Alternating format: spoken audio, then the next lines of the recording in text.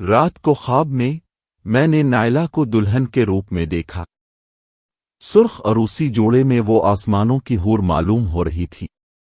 میں آہستہ آہستہ چلتا ہوا بیڈ پر جا بیٹھا اور میں نے عروسی لباس میں لیٹی نائلہ کا گیونگٹ اوپر کیا۔ گیونگٹ کے اوپر کرتے ہی مجھے ایسا لگا کہ جیسے گیونگٹ سے چاند طلوع ہو گیا ہو، جیسے پورا کمرہ روشنی سے بھر گیا ہو۔ ماشاءاللہ میرے منہ سے بے اختیار نکلا اور وہ شرما کر اور سمٹ گئی۔ دل چاہتا ہے کہ تمہاری ان کٹورے اسی آنکھوں کو چوم لو، میں نے روایتی عاشقوں کی طرح ڈائلاگ جھاڑتے ہوئے کہا۔ میری بات سن کر اس کے چہرے پر حیا کے رنگ مزید گہرے ہو گئے۔ سچ؟ اس نے دھیرے سے کہا۔ ہاں بالکل سچ۔ میں نے آگے بڑھ کر اس کی دونوں آنکھوں کو باری باری چوم لیا۔ میں نے اپنے لبوں پر ایک عجیب سی حلاوت دوڑتے ہوئے محسوس کی تھی۔ میں چاہتا ہوں کہ زندگی کی تمام خوشیاں تمہارے آنچل سے باندھ دوں۔ میری بات سن کر اس نے مجھے شرما کر دیکھا اور پھر نظریں جھکا لے۔ رات گزرتی جا رہی ہے اور شب عروسی کی رات زندگی میں پہلی بار ہی آتی ہے۔ میں نے اس کی طرف مخمور نگاہوں سے دیکھتے ہوئے کہا۔ میری نگاہوں کا مطلب سمجھ کر وہ اور شرما گئی اور دھیرے سے بولی۔ میں نے کب انکار کیا؟ اس کی بات سن کر میں مسکرایا اور پھر میں نے شیروانی کی جیب میں ہاتھ ڈالا ہی تھا کہ ایک تیز قسم کی بدبو میرے نتنوں سے ٹکرائی، جس کو سونگھ کر میں چونک گیا۔ میں نے دیکھا کہ وہ گندا کمبل پوش انسان نائلہ کے بالکل برابر میں بیٹھا ہے اور مجھے تنزیہ نظروں سے گھور رہا ہے۔ یہ تو سپنا ہے، پر سچ بھی ہو سکتا ہے، پر تو ہم چاہیں تو۔ لک، کیا چاہتے ہو تم؟ ہم نے تو کہا تھا نا، جدھر تیرے پگ دھریں الفادیر تو ہمیں پائے گا۔ تم میرے پیچھے کیوں پڑے ہو؟ تھوڑی جان بچائی ہے، اپنی طرح کا بلوان دیکھنا چاہتے ہیں؟ تجھ کو دو نہیں بننا، مجھے بلوان، میں نے چلا کر کہا۔ کمبل پوش جواب دینے کے بجائے ہنسنے لگا تھا۔ اس کو اس طرح ہنستے دیکھ کر مجھے بے حد غصہ آیا۔ ہم جو سوچ لیں وہی ہوتا ہے، ایک دن تو ہماری بات ضرور مانے گا۔ وہ مسکرا کر بولا۔ میں نے کوئی جواب نہ دیا، بس اس کو زہریلی نظروں سے گھورنے لگا تھا۔ اچانک میرے ذہن میں نہ جانے کیا آیا کہ میں نے آگے بڑھ کر اس کی گردن پکڑ لی۔ دوسرے ہی لمحے مجھے نہایت ہزیمت کا سامنا کرنا پڑا تھا کہ اس نے مجھے دھکا دیا اور میں نیچے گر پڑا۔ اس کے ساتھ ہی میری آنکھ کھل گئی۔ آنکھ کھلتے ہی مجھے اپنے سر کے پچھلے حصے میں درد کا احساس ہوا تھا۔ شاید یہ درد اس کے دھکا دینے کے سبب ہوا تھا۔ نہ جانے وہ مجھ سے کیا چاہتا تھا۔ سوچ سوچ کر میرے سر میں درد ہونے لگا تھا اور پھر میری آنکھ لگ گئی۔ دوسرے دن میں یہ فیصلہ کر کے گیا تھا کہ آج میں اپنے دل کی بات اس سے ضرور کروں گا۔ پورے دن آفس میں مجھے موقع ہی نہ مل سکا کہ میں اس سے بات کر سکوں، لیکن شام ہوتے ہی قدرت نے مجھے از خود موقع فراہم کر دیا۔ میں بس اسٹاپ پر کھڑا تھا کہ وہ میرے نزدیک آ گئی۔ اس کے اس طرح میرے نزدیک آنے پر میں بوکھلا سا گیا۔ کیسے ہیں مسٹر الف مجد؟ حج؟ جی ٹھیک ہوں۔ میں اس کو قریب دیکھ کر نروس ہو چکا تھا۔ میرے اتنے نروس ری ایکشن پر وہ ہنس پڑی۔ اس کی جنسی بہت خوبصورت تھی۔ اس کے دانت موتیوں کے جیسے سفید تھے۔ اس کو ہنستا دیکھ کر یوں لگا جیسے وقت رک گیا ہو۔ میں یک تک اس کو دیکھنے لگا۔ آپ نروس کیوں ہو رہے ہیں؟ نہیں تو اب میری بات پر وہ مسکرانے لگی۔ اس کی مسکراہٹ سے مجھے اندازہ ہوا کہ وہ میرے دل کے حال سے بخوبی واقف ہے۔ اچھا مسٹر امجد، پکچر کا موڈ تھا، 2 ٹکٹ بک کروائے تھے۔ اکیلے جاتے ہوئے ڈر لگتا ہے۔ اگر آپ مصروف نہ ہوں تو۔ اس کی بات سن کر میری باچھیں کھل گئیں۔ اندھا کیا چاہے 2 آنکھیں۔ میں نے فورا ہی ہاں کر دی۔ میرے ہاں کرنے پر اس نے مجھے اس طرح دیکھا جیسے اس کو یقین ہو کہ میں اس کو منع نہیں کروں گا۔ ہم دونوں نے ایک ساتھ پکچر دیکھی۔ میں تو پکچر کیا دیکھتا اس کو دیکھتا رہا۔ پھر میں نے اس کو ڈنر کی دعوت دی جو اس نے قبول کر لی تھی۔ डिनर के दौरान हम दोनों ने एक दूसरे के हालात जिंदगी जाने। फिर इसने रोजाना मुझे मुस्करा मुस्करा कर सलाम करना शुरू कर दिया।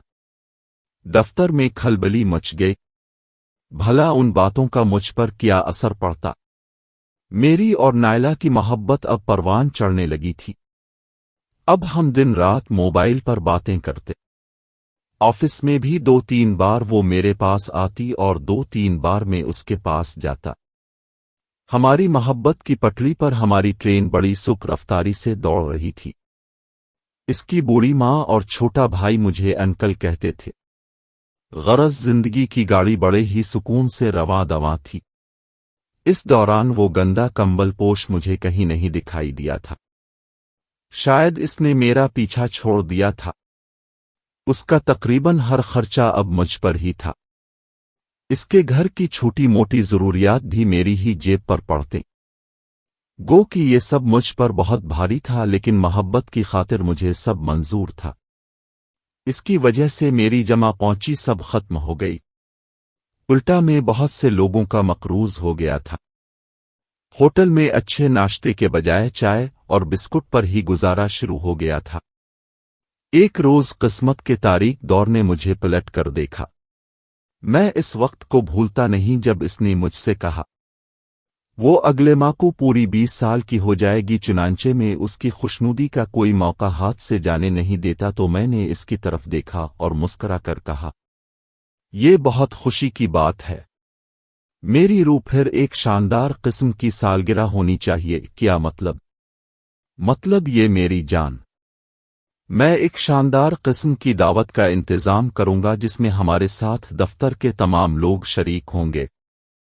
एक बड़ा सा केक भी काटा जाएगा। मेरी बात सुनकर वह खुश हुई और फिर दूसरे ही पल इसके हुसैन चेहरे से अदी झांकने लगी। मैंने कभी सालगिरह नहीं मनाई। इतने अखराजात हो जाएंगे। होने दो मेरी रूह। दोशिन नहीं, इतना बार है तुम पर मेरे घर का कोई बात नहीं। तुम मेरे लिए बोझ नहीं हो मेरी जान। मेरी बात सुनकर वो बहुत खुश हो गई। जोश मोहब्बत में सालगिरह एहतमाम करने की हमाकत तो कर चुका था, मगर अब पैसे कहाँ से लाता? ऐसे में मुझे अपना मजीद याद आया। मजीद से मिलने के लिए मैं रात के वक्त उसके घर जा पहुंचा। मजीद मेरा वो दोस्त था जो कि मेरे हर मामले से वाकिफियत रखता था। वो मेरा बचपन का दोस्त था। जब मैं उसके घर पहुंचा तो वो खाना खाने में मसरूफ था। मुझे इसने मेहमान खाना में बिठाया। तकरीबन 15 मिनट के बाद जब वो आया तो उसके हाथ में चाय के 2 कप थे। हाँ बोल, कैसे याद किया?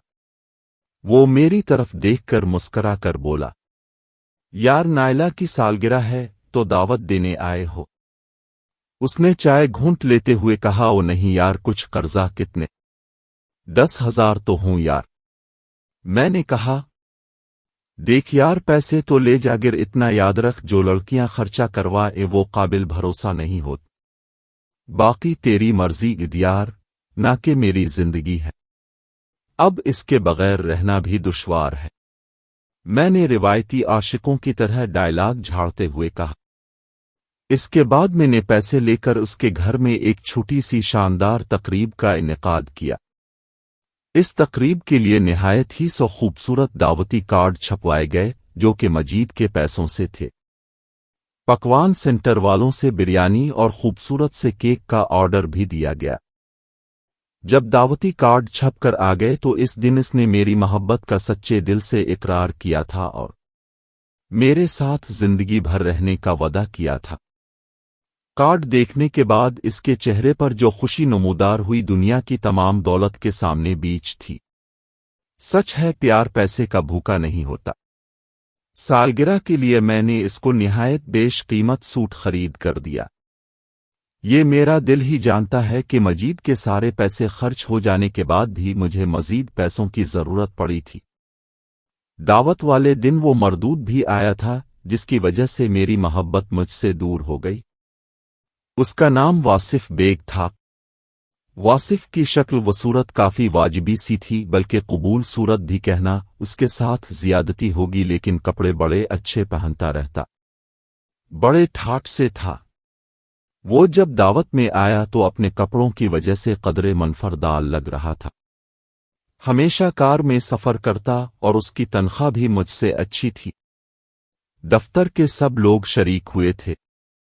ایک مخملی ساس نہر ایکس تھا جو اس نے نائلہ کی جانب بڑھاتے ہوئے کہا، یہ میری طرف سے ایک حقیر سا نذرانہ، اس نے ایک ادا سے جھکتے ہوئے کہا۔ سب مہمانوں کے دیے ہوئے تحفوں میں بکس سب سے الگ اور منفردال نظر آ رہا تھا۔ اس ڈبے میں نہ جانے ایسا کیا تھا کہ اس کو کھول کر دیکھنے کی خواہش دل میں مچلنے لگی تھی۔ سب سے زیادہ بے چین نائلہ نظر آ رہی تھی۔ اس سے زیادہ میں بے چین تھا۔ سب مہمانوں کے جانے کے بعد ہم دونوں ہی اس ڈبے کی جانب لپکے تھے اور تجس سے اس ڈبے کو کھول ڈالا۔ ڈبے کے کھلتے ہی میری آنکھیں خیرہ ہو گئیں۔ اس میں ایک خوبصورت سونے کا سیٹ جگمگا رہا تھا۔ سونے کے اس سیٹ کو دیکھتے ہی میرے جبڑے لٹک گئے تھے اور نائلہ کا چارہ گلنار ہو گیا۔ وہ یک ٹک اتنے بیش قیمت تحفے کو دیکھ رہی تھی۔ سونے کا لگتا ہے، دو نہیں یار، امیٹیشن ہے، اس پر سونے کا پانی چڑھا ہے۔ میں نے حسد بھرے لہجے میں کہا، دو نہیں بیٹا، خالص سونا ہے۔ اس کی ماں نے تصدیق کرتے ہوئے کہا، تمہیں ان چیزوں کی کیا تمیز؟ اس نے منہ بنا کر ناک سکوڑتی ہوئے کہا اور پھر وہ سونے کے سیٹ کو پہن کر آئینے کے سامنے جا کھڑی ہوئی۔ واقعی سونا پہن کر وہ بہت خوبصورت لگ رہی تھی۔ مجھے اندازہ نہ تھا کہ وہ اس قدر مخلص نکلے گا۔ یہ سنتے ہی جیسے میرے تن بدن میں آگ لگ گئی۔ گزشتہ 6 ماہ سے جو خلوص دکھا رہا ہوں اس کا اندازہ نہیں ہے اس کو، لیکن پھر میں نے سوچ زیور تو عورت کی کمزوری ہوتے ہیں۔ اچھا اب مجھے اجازت دو، میں نے کہا۔ اچھا خدا حافظ، اس نے بے خیالی میں اپنے بندوں کو درست کرتے ہوئے جواب دیا۔ میں حیران رہ گیا۔ اتنی بے نیازی، کیا زیور کی چمک محبت کی چمک کو ماند کر سکتی ہے؟ میری آنکھوں کے گرد اندھیرے جاگ اٹھے تھے۔ دماغ سائیں سائیں کر رہا تھا۔ واصف پر شدت سے غصہ آ رہا تھا۔ اس سے زیادہ خود پر غصہ آ رہا تھا کہ دعوت کا راگ کھٹ چلایا کیوں تھا، لیکن پھر میں نے دل کو سمجھایا کہ کچھ نہیں ہے۔ وہ تجھ سے محبت کرتی ہے، لیکن نہ جانے کیوں میرا دل نہیں مان رہا تھا کہ مجھے ایسا لگ رہا تھا کہ نائلہ زیورات کے ڈبے میں بند ہو چکی ہے۔ رات دیر تک میں آوارہ گردی کرتا رہا اور پھر فلیٹ میں آ کر سو گیا۔ چونکہ دل اداس تھا اس لیے بہت دیر تک نیند نہ آ سکی۔ کافی دیر تک جاگتا رہا، پھر اچانک ہی ایک عجیب سی آواز سن کر میری آنکھ کھل گئی۔ وہ آواز نہ جانے کیسی تھی، میری سمجھ نہیں آیا۔ پورے کمرے میں گھپ اندھیرا تھا۔ اچانک ایک عجیب سی بدبو میری ناک سے ٹکرائی۔ اس بدبو سے میرے احساسات شناسا تھے۔ یہ وہی بدبو تھی جو کہ اس کمبل پوش سے آ رہی تھی۔ پھر اچانک میری آنکھوں کے سامنے سے اندھیرے چھٹنے لگے تھے۔ پھر میں نے اپنے آپ کو ایک لق و دق صحرا میں پایا۔ میری تو یہ سمجھ نہیں آ رہا تھا کہ فلیٹ کے آرام دہ بستر سے اس صحرا کا سفر میں نے کیسے طے کیا۔ شاید یہ اسی کمبل پوش مردود کی قوتیں ہوں گی جس نے آرام سے اٹھا کر خطی میں لا پھینکا تھا۔ اب مجھے گھر واپسی کا راستہ ڈھونڈنا تھا۔ پیاس سے میرے حلق میں کانٹے پڑ رہے تھے۔ سراب کے دھوکے میں ادھر ادھر بھٹک رہا تھا۔ اچانک میں نے ایک بادل کے سیاہ ٹکڑے کو دیکھا جو کہ بڑی تیزی سے چلتا ہوا میری طرف آ رہا ہے۔ پھر وہ میرے سر آ کر مسلط ہو گیا۔ پھر اچانک ہی اس بادل سے بارش برسنے لگی۔ میں نے جی بھر کر پانی پیا۔ پانی پی چکنے کے بعد میری پیاس بجھ گئی اور اچانک مجھے گرمی محسوس ہونے لگی۔ بادل جا چکا تھا۔ گرمی کی شدت میں اضافہ ہو چکا تھا۔ اچانک میرے حلق میں شدت پیاس سے دوبارہ کانٹے پڑنا شروع ہو گئے۔ یوں لگ رہا تھا کہ کسی نے کوئی تکل چیز میرے حلق میں ڈال دی ہو۔ پھر مجھے شدید قسم کی خارش کا احساس ہونے لگا تھا۔ پھر میں نے اس موذی کو دیکھا جس کی فطرت میں ہی ڈسنا لکھا ہوتا ہے۔ वो काले रंग का सिया को बुरा था जो मुझसे थोड़े ही फासले पर झूम रहा था।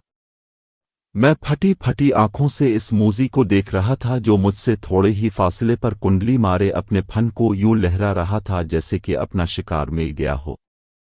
किसी वीरान और लक़्व दिक सहरा में मौत का तसव्वुर मेरे लिए निहायत अज़ियतनाक था। मैं सांप पर नजरें जमाए हुए आहिस्ता आहिस्ता पीछे हटना शुरू कर दिया और फिर दीवानों की तरह भागना शुरू कर दिया। न ही मुझे ख़ारिश की परवाह थी और न ही प्यास, बस जिंदगी बचाने का एहसास हर चीज पर भारी था। भागते भागते में ज़रार का फिर मैंने इसी सांप को पाया। इसे देखकर मैंने फिर भागना शुरू कर दिया। भागते भागते अचानक मेरा पैर फिसला और मैं लड़खड़ा कर मुंह के बिल गिरा। जैसे ही मैं उठा, अब सारा मंजर ही बदल चुका था।